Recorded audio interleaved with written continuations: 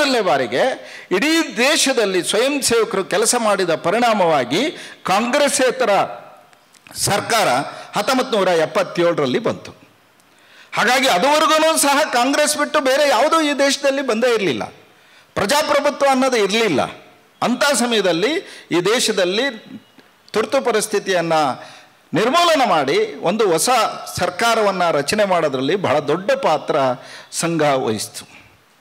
ಹೀಗೆ ಅನೇಕ ಸಂದರ್ಭದಲ್ಲಿ ಸಂಘದ ಮೇಲೆ ವಿರೋಧ ಮಾಡಿದ್ದಾರೆ. ಅದೆಲ್ಲವನ್ನೂ ಸಹ ನಾವು ಎದುರಿಸ್ತಾನೆ ಬಂದಿದ್ದೀವಿ. ಇವತ್ತೇನು ಕಡಿಮೆ ಇದೆ ಅಂತ ತಿಳ್ಕೊಬೇಡಿ. ಇವತ್ತು ವೆಸ್ಟ್ ಬೆಂಗಾಲಲ್ಲಿ ನಾವು ಕೆಲಸ ಮಾಡೋದು ಕಷ್ಟ ಆಗಿದೆ. ಯಾವುದು ಪೂರ್ವಾಂಚಲ ರಾಜ್ಯಗಳು ಅಂತ ಇತ್ತು, ಮಣಿಪುರ, ಅಸ್ಸಾಂ, ಮೇಘಾಲಯ, ಮಿಜೋರಾಂ, ತ್ರಿಪುರ, ಇವೆಲ್ಲವೂ ಸಹ ನಾವೇ ಬೌದ್ಧಿಕಗಳಲ್ಲಿ ಹೇಳಿದ್ದೀವಿ. ಅಲ್ಲಿ ಮತಾಂತರ 95-98% ಆಗಿದೆ. ಅಲ್ಲಿರ್ತಕ್ಕಂಥ ಎಲ್ಲ ಜನರ ಮನಸ್ಸು ವಿದೇಶದಲ್ಲಿ ಇದೆ. ಮತಾಂತರ ಅಂದರೆ ಗಂಡಾಂತರ ಈ ದೇಶಕ್ಕೆ ಅಂತ ಹೇಳಿ ಗಾಂಧೀಜಿಯವರು ಹೇಳಿದ್ದಾರೆ. ಈ ರೀತಿಯಾಗಿ ಮತಾಂತರ ಆಗಿ ಮಾನಸಿಕತೆಯಲ್ಲಿ ಬೇರೆ ಇದೆ ಅಂತ.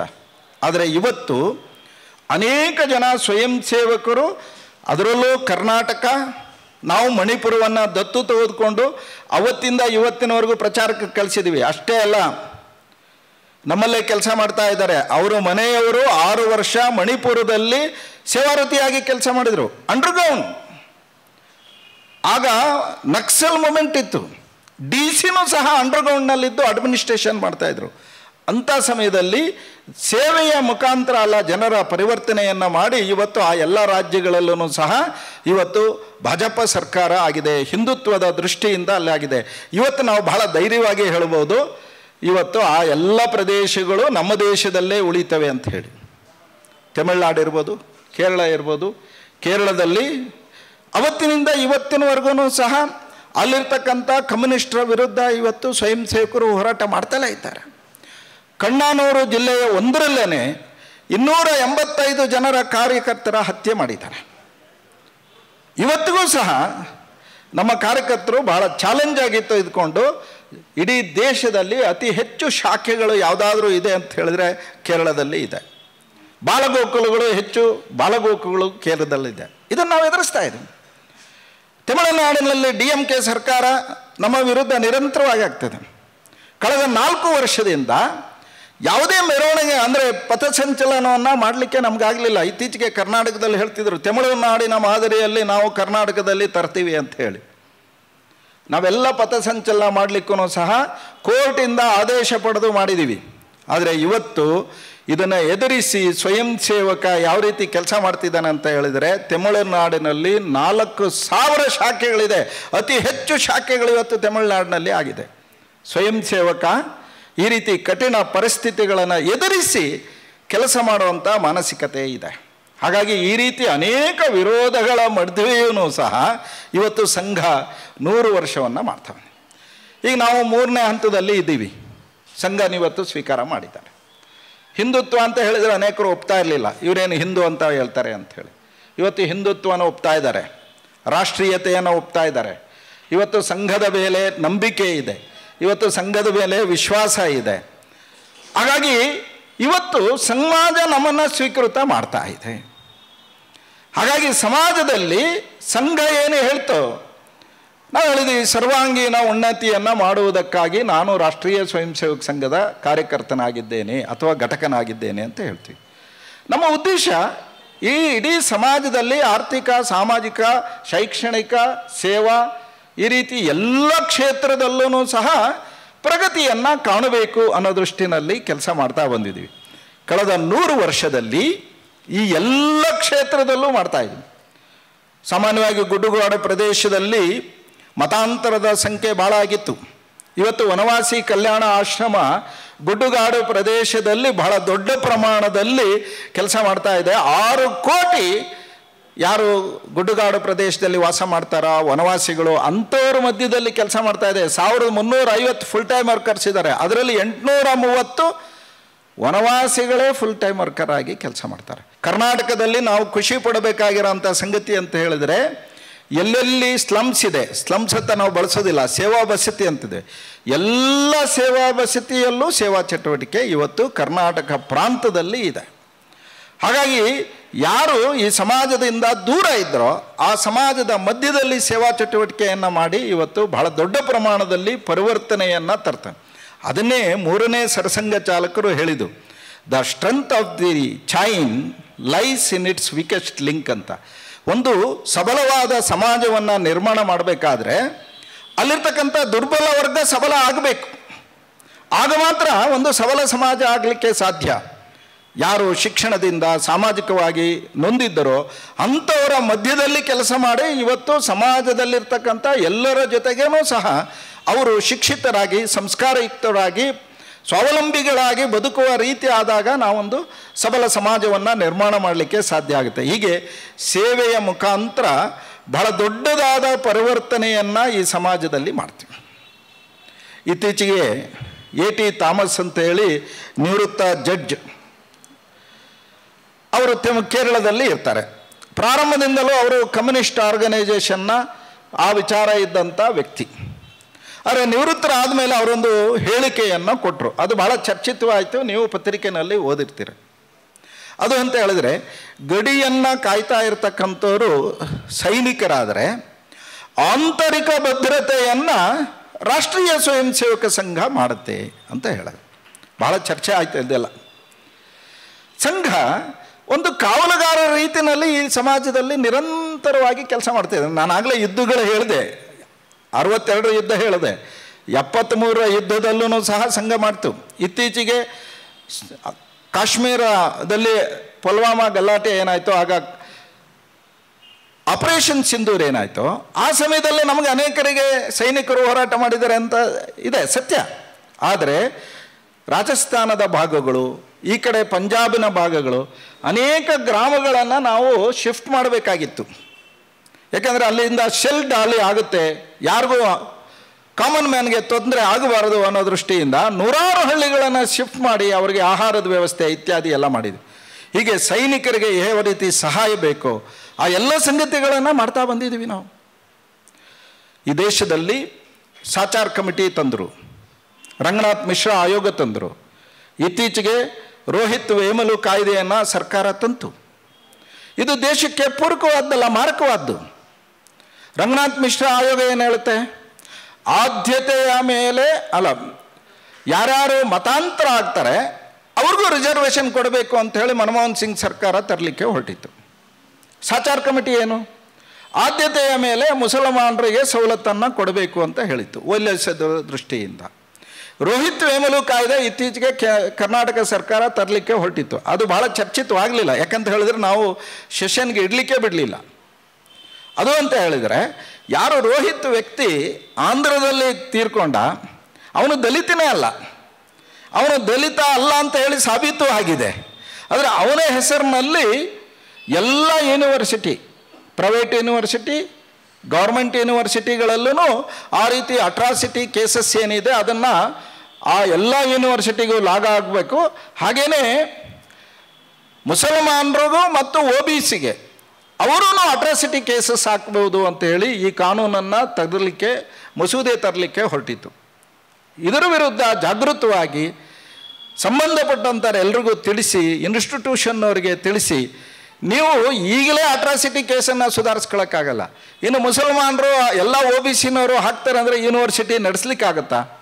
ಇದು ಭಾಳ ಅಪಾಯ ಈ ದೇಶದ ದೃಷ್ಟಿಯಿಂದ ಅಂಥೇಳಿ ಅದನ್ನು ತಡೆಯಂತ ಮಾಡುತ್ತೆ. ಹೀಗೆ ಯಾವಾಗ ಈ ರೀತಿ ದೇಶಕ್ಕೆ ಒಡಕು ಉಂಟು ಮಾಡ್ತಕ್ಕಂಥ ಸಂಗತಿಗಳಿರ್ತದೆ ಅದೆಲ್ಲವನ್ನು ಸಹ ಇವತ್ತು ಅನೇಕ ದೇಶಗಳನ್ನು ಒಡೆಯುವಂಥ ಕೆಲಸ ಮಾಡ್ತಾ ಇದ್ದಾರೆ. ಭಾಷೆಯ ಹೆಸರಿನಲ್ಲಿ, ನೀರಿನ ಹೆಸರಿನಲ್ಲಿ, ತೆರಿಗೆಯ ಹೆಸರಿನಲ್ಲಿ ಈಗ ಪ್ರಾರಂಭ ಮಾಡಿದ್ದಾರೆ. ಇವೆಲ್ಲವನ್ನೂ ಸಹ ದೇಶವನ್ನು ವಿಭಜನೆ ಮಾಡೋ ರೀತಿಯಲ್ಲಿ ನೆರೇಟಿವ್ಸನ್ನು ಸೆಟ್ ಮಾಡಲಿಕ್ಕೆ ಇವತ್ತು ಹೊರಡ್ತಾ ಇದ್ದಾರೆ. ನನ್ನ ತೆರಿಗೆ, ನನ್ನ ಹಕ್ಕು, ಉತ್ತರ ಭಾರತ, ದಕ್ಷಿಣ ಭಾರತ, ಹಿಂದಿಯವರು, ಕನ್ನಡದವರು, ಈ ರೀತಿ ಈ ದೇಶವನ್ನು ಸಮಗ್ರವಾಗಿ ನೋಡದೆ ಮಾಡ್ತಾರೆ. ಈಗ ಬೆಂಗಳೂರಿನಲ್ಲೇ ಇರಬೇಕು ಟ್ಯಾಕ್ಸು ಅಂತ ಹೇಳಿದರೆ, ಈಗೆಲ್ಲ ಕೋರಮಂಗಲ ಅಲ್ಲ, ಇದು ಕೋಲಾರ ಅಥವಾ ಇನ್ನೆಲ್ಲೋ ರಾಯಚೂರು ಅಥವಾ ಇನ್ನೆಲ್ಲೋ ಯಾದಗಿರಿ, ಅಲ್ಲೆಲ್ಲ ಡೆವಲಪ್ಮೆಂಟ್ ಆಗೋದು ಬೇಡವಾ? ಅಲ್ಲಿ ರಸ್ತೆಗಳ ನಿರ್ಮಾಣ ಆಗೋದು ಬೇಡವಾ? ಅಲ್ಲಿ ನೀರಾವರಿ ಯೋಜನೆ ಮಾಡೋದು ಬೇಡವಾ? ಈ ದೇಶದನ್ನು ಸಮಗ್ರವಾಗಿ ನೋಡಬೇಕು. ನಾನಾಗಲೇ ಉಲ್ಲೇಖ ಮಾಡಿದೆ, north East States, Manipur, Mizoram, Meghalaya, ಈಗ ಜಮ್ಮು ಕಾಶ್ಮೀರ ಇರ್ಬೋದು, ಅಲ್ಲೆಲ್ಲನೂ ಸಹ ಇದುವರೆಗೂ ಸಹ ರಸ್ತೆನೂ ನೋಡಿರಲಿಲ್ಲ, ಯಾವುದೇ ಪ್ರಗತಿಯನ್ನು ನೋಡಿರಲಿಲ್ಲ. ಅಲ್ಲಿ ಮಾಡಬೇಕಾ ಬೇಡವಾ? ಈ ರೀತಿ ಈ ದೇಶವನ್ನು ಸಮಗ್ರವಾಗಿ ನೋಡಬೇಕು ಅನ್ನೋಂಥ ದೃಷ್ಟಿಕೋನವನ್ನು ಇಟ್ಕೊಂಡು ಸಂಘ ನಿರಂತರವಾಗಿ ಕೆಲಸ ಮಾಡ್ತಾ ಇದೆ. ಇವತ್ತಿಗೂ ಸಹ ಈ ಸಮಾಜವನ್ನು ಹೊಡಿತಕ್ಕಂಥ, ಅದು ಕಲ್ಚರಲಿ, ಸಾಮಾಜಿಕವಾಗಿ ಇರ್ಬೋದು, ವಿದ್ಯಾರ್ಥಿಗಳ ಮಧ್ಯೆ ಇರ್ಬೋದು, ಹೆಣ್ಣುಮಕ್ಕಳ ಮಧ್ಯೆ ಇರ್ಬೋದು, ಹಾಗೆಯೇ ಯಾರು ಕಾಡಿನಲ್ಲಿ ವಾಸ ಮಾಡ್ತಾರೋ ಅಂಥ ಟ್ರೈಬಲ್ಸ್ ಮಧ್ಯೆ ಇರ್ಬೋದು, ಒಡ್ಕೊಂಡನ್ನ ಉಂಟು ಮಾಡ್ತಾರೆ. ಇವತ್ತು ನಮಗೆ ಗೊತ್ತಿಲ್ಲ ಅಷ್ಟೇ. ಗೊತ್ತಿದ್ದರೂ ನಾವು ಅದನ್ನು ಸರಿಯಾದ ರೀತಿಯಲ್ಲಿ ವಿಮರ್ಶೆ ಮಾಡಿಲ್ಲ. ಇವತ್ತು ಯಾಕೆ ಎಲ್ಲ ಶಾಲೆಗಳ ಮಧ್ಯದಲ್ಲೂ ಸಹ ಡ್ರಗ್ ಅಡಿಕ್ಟ್ ಆಗ್ತಾ ಇದೆ? ಇವತ್ತು ಯಾಕೆ ನಮ್ಮ ಯುವಕರು ಡ್ರಗ್ ಅಡಿಕ್ಟ್ ಆಗ್ತಾ ಇದ್ದಾರೆ? ಯುವ ಪೀಳಿಗೆಯನ್ನು ನಾಶ ಮಾಡಬೇಕು ಅನ್ನೋ ದೃಷ್ಟಿಯಿಂದ ಈ ದೇಶದಲ್ಲಿ ಸಂಚು ನಡೀತಾ ಇದೆ. ಹಾಗೆಯೇ ನಮ್ಮ ಕುಟುಂಬಗಳೂ ಚೆನ್ನಾಗಿ ಇರಬಾರ್ದು, ಸಂಸ್ಕೃತಿಯನ್ನು ಹಾಳು ಮಾಡಬೇಕು ಅನ್ನೋ ದೃಷ್ಟಿಯಿಂದ ಲಿವಿಂಗ್ ಟುಗೆದರ್ ಅಂತ ಹೇಳಿ ತಂದರು. ಮದುವೆ ಆಗೋದಕ್ಕೆ ಮುಂಚೆ ಒಟ್ಟಿಗೆ ಇರ್ಬೋದು ಅಂತ ಹೇಳಿದರು. ಸೇಮ್ ಸೆಕ್ಚುಯಲ್ ಜೆಂಡರ್ಸು ಮದುವೆ ಆಗ್ಬೋದು ಅಂತ ಹೇಳ್ತಾ, ಅದಕ್ಕೆ ಸುಪ್ರೀಂ ಕೋರ್ಟ್ವರೆಗೂ ಸದ್ಯ ಸುಪ್ರೀಂ ಕೋರ್ಟು ಅದಕ್ಕೆ ಮಾನ್ಯತೆ ನೀಡಲಿಲ್ಲ. ಹೀಗಾಗಿ ನಮ್ಮ ಸಂಸ್ಕೃತಿಯನ್ನು ಹಾಳು ಮಾಡುವಂಥ ನಿರಂತರವಾದ ಸಂಗತಿಗಳು ಈ ದೇಶದಲ್ಲಿ ವ್ಯಾಪಕವಾಗಿ ನಡೀತಿವೆ, ಯೋಜನಾಬದ್ಧವಾಗಿ ನಡೀತಾ ಇದೆ. ತರುಣರನ್ನು ಹಾಳು ಮಾಡಬೇಕು. ಯುವ ಪೀಳಿಗೆ ಹಾಳು ಮಾಡಿದರೆ ನಾವು ಮುಂದಿನ ಪೀಳಿಗೆನಲ್ಲಿ ಅವರು ಇರೋದಿಲ್ಲ. ಯಾರು ಹೆಣ್ಮಕ್ಳ ಸಂಸ್ಕೃತಿಯನ್ನು ಮಾಡಿದರೆ, ಇವತ್ತು ಡೇಗಳು ಫಿಕ್ಸ್ ಮಾಡಿಬಿಟ್ಟಿದ್ದಾರೆ. Valentine's day, Mother's day, Father's day, parents day ಇತ್ಯಾದಿ ಇತ್ಯಾದಿ ಮಾಡಿದ್ದಾರೆ. ಈಗ ನಮಗೆ ಗೊತ್ತಿಲ್ಲದೇ ಯಾರಾದರೂ ಅಮ್ಮನಿಗೆ ಅವತ್ತೇನಾದರೂ ವಿಶ್ ಮಾಡಲಿಲ್ಲ ಅಂತ ಹೇಳಿದ್ರೆ ಮಗಳಿಗೆ ಭಾಳ ಜಾಡಿಸ್ಬಿಡ್ತಾರೆ ಅನೇಕ ತಾಯಂದರು. ಏನು ಇವತ್ತು ಮದರ್ಸ್ ಡೇ ಅನ್ನೋದು ಗೊತ್ತಿಲ್ಲ, ನನಗೆ ವಿಶ್ವೇ ಮಾಡಲಿಲ್ಲ ಅಂತ ಹೇಳ್ತಾರೆ. ಹೀಗೆ ಅರಿವಿಲ್ಲದೇ ನಾವು ಅದರಲ್ಲಿ ಸಿಕ್ಕಾಕ್ಕೊಳ್ತಾ ಇದ್ದೀವಿ. ಭಾಷೆಯ ದೃಷ್ಟಿಯಿಂದ ಮನೆಯಲ್ಲಿ ಭಾಷೆಯನ್ನು ಮಾಡುವ ದೃಷ್ಟಿನಲ್ಲೂ ಇವತ್ತು ನಾವು ಸಿಕ್ಕಾಕ್ಕೊಳ್ತಾ ಇದ್ದೀವಿ. ನಮ್ಮ ಭಾಷೆ ಎಲ್ಲ ಭಾಷೆನೂ ಕಲಿಬೇಕು. ಆದರೆ ನಾವು ಮಾತನಾಡಬೇಕಾದ್ರೆ ಯಾವುದು ವ್ಯಾವಹಾರಿಕ ಭಾಷೆ ಇದೆ, ನಮ್ಮ ಮಾತೃಭಾಷೆ ಇದೆ, ಅದನ್ನು ಮಾಡಿದಾಗ ಅದರ ಹಿಂದೆ ಒಂದು ಸಂಸ್ಕೃತಿ ಇದೆ. ಅಪ್ಪ ಅಂದಾಗ ಒಂದು, ಅಮ್ಮ ಅಂದಾಗ ಒಂದು, ಅತ್ತಿಗೆ, ಸೊಸೆ, ಮಾವ, ಇದನ್ನು ಮಾಡಿದಾಗ ಭಾವನೆ ಇರುತ್ತೆ. ಎಲ್ಲರೂ ಆಂಟಿಗಳು ಅಂಕಲ್ಗಳಾದಾಗ ಏನಾಗುತ್ತೆ? ಈ ಭಾವನೆ ಇರಲ್ಲ. ಒಂದು ಸಂಸ್ಕೃತಿ ಭಾಷೆ ಅಂತ ಹೇಳಿದ್ರೆ ಅದೊಂದು ಸಂಸ್ಕೃತಿ. ಹೀಗಾಗಿ ಅನೇಕ ಸಣ್ಣ ಸಣ್ಣ ಸಂಗತಿಗಳು ಇದ್ದರೂ ಸಹ ಇದು ನಮ್ಮ ಸಂಸ್ಕೃತಿಯನ್ನು ಹಾಳು ಮಾಡ್ತಕ್ಕಂಥ, ನಮ್ಮ ಜೀವನ ಶೈಲಿಯನ್ನು ಹಾಳು ಮಾಡ್ತಕ್ಕಂಥ ಸಂಗತಿಗಳು ನಮಗೆ ಅರಿವಿಲ್ಲದೆ ಪಾಶ್ಚಿಮಾತ್ಯ ಅನುಕರಣೆ ಅಥವಾ ನಾಗರಿಕತೆಯ ಅನುಕರಣೆಯಲ್ಲಿ ಇವತ್ತು ನಾವು ಮಾಡ್ತಾ ಇದ್ವಿ. ಹಾಗಾಗಿ ಸಂಘ ಈ ದೃಷ್ಟಿನಲ್ಲಿ ಕೆಲಸ ಮಾಡ್ತಾ ಇದೆ. ಅದಕ್ಕೋಸ್ಕರ ನಾನು ಆಗಲೇ ಹೇಳಿದೆ, ಪಂಚ ಪರಿವರ್ತನೆ ಅಂತ ಹೇಳಿ 5 ಸಂಗತಿಗಳನ್ನು ನಾವು ತಂದಿದ್ವಿ. ಒಂದು ಕುಟುಂಬ ಪ್ರಬೋಧನ.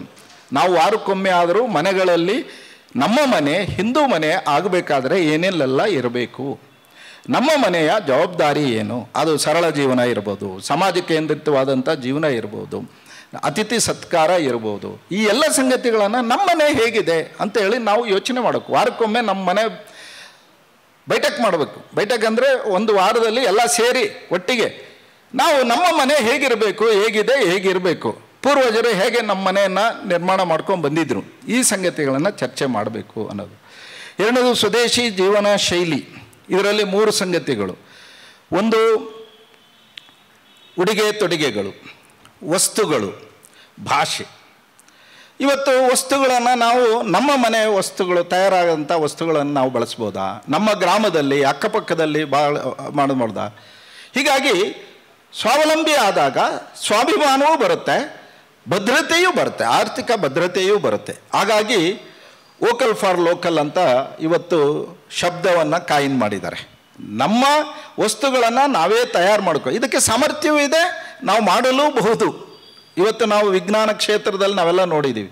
ಸ್ಯಾಟಲೈಟ್ಸನ್ನು ನಮ್ಮದೇ ಆದಂಥ ತಂತ್ರಜ್ಞಾನದಲ್ಲಿ ಏಕಕಾಲದಲ್ಲಿ 103 ಸ್ಯಾಟಲೈಟ್ಸನ್ನು ಉಡಾವಣೆ ಮಾಡಿದ್ದೀವಿ. ಚಂದ್ರಯಾನಕ್ಕೆ ನಮ್ಮದೇ ವಸ್ತುಗಳನ್ನು ಬಳಸಿ ಕಡಿಮೆ ವೆಚ್ಚದಲ್ಲಿ ಜಗತ್ತೇ ನಿಬ್ಬೆರಗಾಗುವ ರೀತಿಯಲ್ಲಿ ನಾವು ಮಾಡಿದ್ದೀವಿ. ಕೋವಿಡ್ ಸಮಯದಲ್ಲಿ ಜಗತ್ತಿನಲ್ಲೇ ಅತ್ಯಂತ ಯಶಸ್ವಿಯಾಗಿ 2 ವ್ಯಾಕ್ಸಿನೇಷನ್ನ ನಿರ್ಮಾಣ ಮಾಡಿರೋದು ನಮ್ಮ ದೇಶದ ವ್ಯಕ್ತಿಗಳು. ಹೀಗೆ ಕೃಷಿ ಕ್ಷೇತ್ರದಲ್ಲಿರ್ಬೋದು, ಇವತ್ತು ನಾವು ಸ್ವಾವಲಂಬಿಗಳಾಗಿದ್ದೀವಿ. ಕೃಷಿ ಕ್ಷೇತ್ರದಲ್ಲಿ ನಮ್ಮ ದೇಶದ ರೈತರು ಇವತ್ತು ಅಷ್ಟು ಇದನ್ನು ಬೆಳೀತಾರೆ. 1936ರಲ್ಲಿ ನಾವು ರಫ್ತು ಮಾಡ್ಕೊಳ್ತಾ ಇದ್ವಿ, ಇವತ್ತು ಆಮದು ಮಾಡ್ತಾ ಇದ್ವಿ. ಈ ರೀತಿ ಎಲ್ಲವೂ ಸ್ವಾವಲಂಬಿ ಆಗುವ ದೃಷ್ಟಿನಲ್ಲಿ ನಾವು ಹೇಗೆ ಮಾಡಬೇಕು. ಉಡುಗೆ ತೊಡುಗೆಗಳ ಬಗ್ಗೆ ನಾನು ಇವತ್ತು ಹೆಚ್ಚು ಹೇಳಲಿಕ್ಕೆ ಹೋಗೋದಿಲ್ಲ. ನಮ್ಮೆಲ್ರಿಗೂ ಇವತ್ತು ನಮ್ಮ ಮನೆಗಳಲ್ಲಿ, ಸಮಾಜದಲ್ಲಿ, ರಸ್ತೆಗಳಲ್ಲಿ ಮೊದಲು MG ರೋಡು, ಕಮರ್ಷಿಯಲ್ ರೋಡ್ನಲ್ಲಿ ಈ ಥರ ಇದ್ದೆ ಅಂತ ಹೇಳಿ ಮಾತಾಡ್ತಾ ಇದ್ದರು. ಇವತ್ತು ಜಯನಗರ, ಬಸವನಗುಡಿ ಇದು ಎಲ್ಲ ಬಂದುಬಿಟ್ಟಿದೆ, ಹಳ್ಳಿಗಳಲ್ಲೂ ಬಂದಿದೆ. ಹಾಗಾಗಿ ಮನೆಯಲ್ಲಿ ನಮ್ಮ ಮಕ್ಕಳು ಯಾವ ರೀತಿ ಉಡುಗೆ ತೊಡುಗೆಗಳನ್ನು ಮಾಡಬೇಕು ಅಂತ ಒಂದೇನಂದರೆ, ಇವತ್ತು ತಂದೆ ತಾಯಿಗೆ ಧೈರ್ಯ ಇಲ್ಲ ಮಕ್ಕಳಿಗೆ ಹೇಳೋವಷ್ಟು. ಮಕ್ಕಳಿಗೆ ಎದುರ್ಕೊಂಡ್ಬಿಟ್ಟಿದ್ದಾರೆ. ಯಾಕೆ ಅಂತ ಹೇಳಿದ್ರೆ ಒಂದು ಮಗು, ಒಂದು ಗಂಡು ಅಥವಾ ಹೆಣ್ಣ ಇರ್ತಾರೆ. ಅವನು ಹೇಳಿಬಿಟ್ರೆ ಇನ್ನೇನೋ ಮಾಡ್ಕೊಂಡ್ಬಿಡ್ತಾನೆ ಅಂತ ಭಯ. ಹಾಗಾಗಿ ನಾವು ಇದರಿಂದ ಹೊರಗಡೆ ಬರದೇ ಇದ್ದರೆ ನಮ್ಮ ಸಂಸ್ಕೃತಿಯನ್ನು ನಾವು ಕಳ್ಕೊಳ್ತೀವಿ ಅಂತ ಹೇಳಿ ಅನಿಸುತ್ತೆ.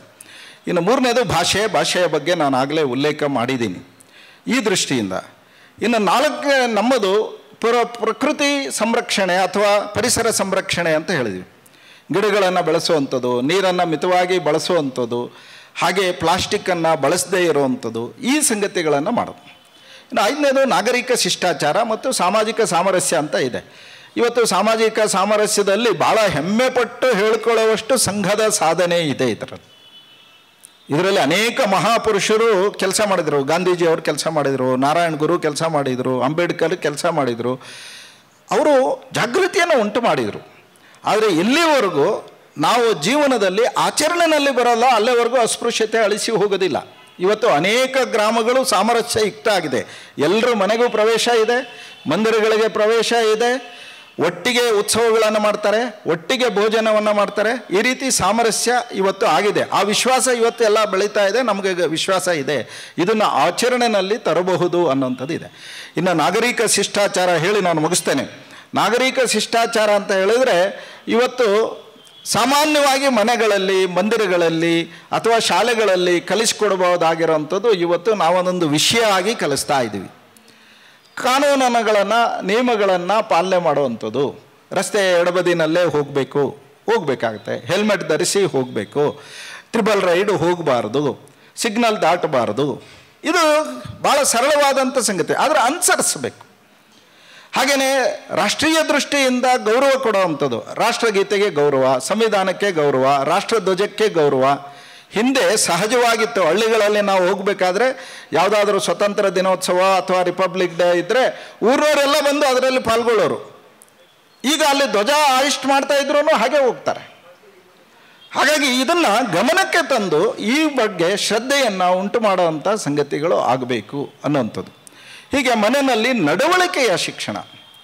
ಇವತ್ತು ಅತಿಥಿ ಸತ್ಕಾರ ಅಂತ ಹೇಳ್ತೀವಿ. ಮನೆಗೆ ಬಂದಾಗ ನಾವು ಹೇಗೆ ಅತಿಥಿಗಳನ್ನು ಗಮನಿಸ್ತೀವಿ, ಮಾತಾಡಿಸ್ತೀವಿ, ಆಮೇಲೆ ಮೊಬೈಲ್ ನೋಡ್ತಾ ಕೂತ್ಕೊಳ್ತೀವಿ. ಅವ್ರು ನಾನು ಹೋಗ್ತೀನಿ ಅಂತ ಹೇಳಿದಾಗ ಕಾಫಿ ಕುಡಿತೀರಾ ಅಂತ ಕೇಳ್ತೀವಿ.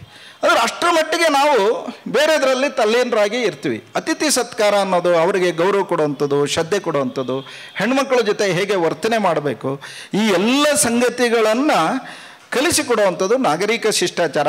ಈ 5 ಅಂಶಗಳನ್ನು ಸಂಘದ 100ನೇ ವರ್ಷದಲ್ಲಿ ಪ್ರತಿ ಮನೆಗೂ ಸಹ ನಾವು ಹೋಗಿ ಈ ವಿಷಯಗಳನ್ನು ತಿಳಿಸ್ಬೇಕು ಅಂತ ಆಗಿದೆ. ಬರೋಂಥ ಡಿಸೆಂಬರ್ 7ರಿಂದ 28ರವರೆಗೆ ಎಲ್ಲ ಮನೆಗಳಿಗೂ ಹೋಗ್ತೀವಿ. ನಾವೂ ಸಹ ಇಲ್ಲಿರುವಂಥವ್ರು ಅನೇಕ ಮನೆಗಳಿಗೆ, ಅನೇಕ ಗಣ್ಯರಿಗೆ ನಾವು ಇದನ್ನು ತಲುಪಿಸುವಂಥದ್ದು. ಅದನ್ನು ಅವರು ವ್ಯಕ್ತಿಗತವಾಗಿ, ಕುಟುಂಬವಾಗಿ ಇದನ್ನು ವ್ಯವಹಾರದಲ್ಲಿ ತರಬೇಕು. ಯಾವ ಸಂಗತಿಗಳು ವ್ಯವಹಾರದಲ್ಲಿ ಇರುತ್ತೋ ಅದು ಪೀಳಿಗೆಯಿಂದ ಪೀಳಿಗೆಗೆ ಮುಂದೆ ಹೋಗುತ್ತೆ. ನಮ್ಮ ಸಂಸ್ಕೃತಿ ಯಾಕೆ ಅಳಿಸ್ಲಿಲ್ಲ ಅಂತ ಹೇಳಿದರೆ, ಬ್ರಿಟಿಷ್ನವರು 200 ವರ್ಷ, ಮೊಘಲರು 1000 ವರ್ಷ ಆಳಿದ್ರೂ ಸಹ ನಮ್ಮ ಸಂಸ್ಕೃತಿ ಯಾಕೆ ಅಳಿಸಿ ಹೋಗಲಿಲ್ಲ ಅಂದರೆ ಅದು ವ್ಯಕ್ತಿನಲ್ಲಿ, ಕುಟುಂಬದಲ್ಲಿ, ವ್ಯವಹಾರದಲ್ಲಿತ್ತು, ಆಚರಣೆಯಲ್ಲಿತ್ತು. ಹಾಗಾಗಿ ಕುಟುಂಬದಿಂದ ಕುಟುಂಬಕ್ಕೆ, ವ್ಯಕ್ತಿಯಿಂದ ವ್ಯಕ್ತಿಗೆ ಅದು ಮುಂದುವರಿತು. ಹಾಗಾಗಿ ಈ 5 ಸಂಗತಿಗಳು ಕೇಳಲಿಕ್ಕಲ್ಲ ಅಥವಾ ಹೇಳಲಿಕ್ಕಲ್ಲ. ಇದು ನಾವು ವ್ಯಕ್ತಿಗತವಾಗಿ ನಮ್ಮ ಕುಟುಂಬದಲ್ಲಿ ಎಲ್ಲರೂ ಸಹ ಇದನ್ನು ಆಚರಣೆಯಲ್ಲಿ ತಂದಾಗ ಸಮಾಜದಲ್ಲಿ ಒಂದು ಒಳ್ಳೆಯ ವಾತಾವರಣ ನಿರ್ಮಾಣ ಆಗುತ್ತೆ, ಸ್ವಾವಲಂಬಿ ಆಗ್ತದ್ವಿ. ಹಾಗಾಗಿ ಬರೋವಂಥ ದಿನದಲ್ಲಿ ಜಗತ್ತಿನಲ್ಲೇ ಒಂದು ಶ್ರೇಷ್ಠ ಭಾರತ ಆಗಬೇಕು ಅಂತ ಹೇಳಿದ್ರೆ ಸ್ವಾವಲಂಬಿ ಭಾರತ ಆಗಬೇಕು, ಸ್ವಾಭಿಮಾನಿ ಭಾರತ ಆಗಬೇಕು, ಅದರ ಶಕ್ತಿಶಾಲಿ ಭಾರತ ಆಗಬೇಕು. ಹಿಂದುತ್ವ ಜಾಗೃತವಾಗಿ ಹಿಂದೂ ಶಕ್ತಿ ಎದ್ದಾಗ, ಸಂಘಟಿತನಾದಾಗ ಅವನು ಸ್ವಾವಲಂಬಿಯಾಗಿ ಈ ದೇಶದ ದೃಷ್ಟಿಯಿಂದ ಯೋಚನೆ ಮಾಡ್ತಾನೆ. ಬರುವಂಥ 5-6 ವರ್ಷದಲ್ಲಿ ಜಗತ್ತು ನಮ್ಮನ್ನು ನೋಡ್ತಾ ಇರೋದು ಇದೇ ಕಾರಣಕ್ಕೋಸ್ಕರ. ಯಾಕೆಂದರೆ ಈ ಕಲ್ಪನೆ ಬೇರೆ ಯಾರಿಗೂ ಇಲ್ಲ, ಹಿಂದೂ ಋಷಿಮುನಿಗಳು ಮಾತ್ರ.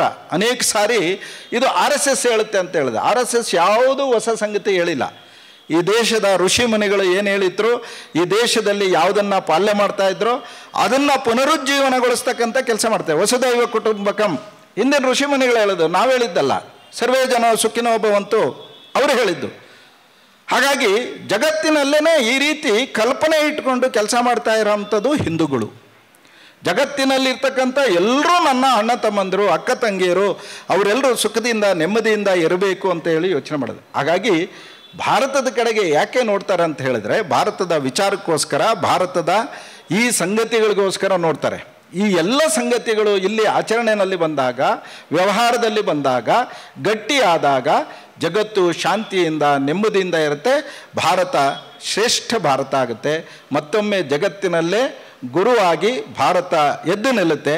ಅದನ್ನೆಲ್ಲ ನೋಡೋವಂಥ ಸೌಭಾಗ್ಯ ನಮ್ಮದು. ಅನೇಕರಿಗೆ ಆರ್ಟಿಕಲ್ 370 ತೆಗಿತಾರೆ ಅಂತ ನಂಬಿಕೆ ಇರಲಿಲ್ಲ, ರಾಮ ಮಂದಿರ ಆಗುತ್ತೆ ಅಂತ ನಂಬಿಕೆ ಇರಲಿಲ್ಲ. ಇವತ್ತು ವಿಶ್ವಾಸ ಮಾಡಿದೆ. ಹಾಗಾಗಿ ನಮ್ಮೆಲ್ಲರಿಗೂ ಈ ವಿಶ್ವಾಸ ಇರಲಿ. ಬರುವಂಥ 8 ವರ್ಷದಲ್ಲಿ ಭಾರತದ ವರ್ಷ, ಹಿಂದುತ್ವದ ವರ್ಷ, ಮುಂದೆ ಬರ್ತಕ್ಕಂಥದ್ದು ನಮ್ಮದೇ ಜಯ. ಯಾವಾಗ ಅಂತ ಹೇಳಿದ್ರೆ, ನಾವೆಲ್ಲರೂ ಸಂಘಟಿತ ಆಗಿ ಇದನ್ನು ಜಾಗೃತಿ ಮಾಡಿದಾಗ ಅಂಥ ಒಂದು ಹೊಣೆಗಾರಿಕೆ ನಮ್ಮ ಮೇಲೆ ಇದೆ. ನಾವು ಎಷ್ಟು ತೀವ್ರವಾಗಿ ಎಷ್ಟು ಜನ ಕೆಲಸ ಮಾಡ್ತೀವೋ ಅಷ್ಟು ಬೇಗ ಆಗುತ್ತೆ.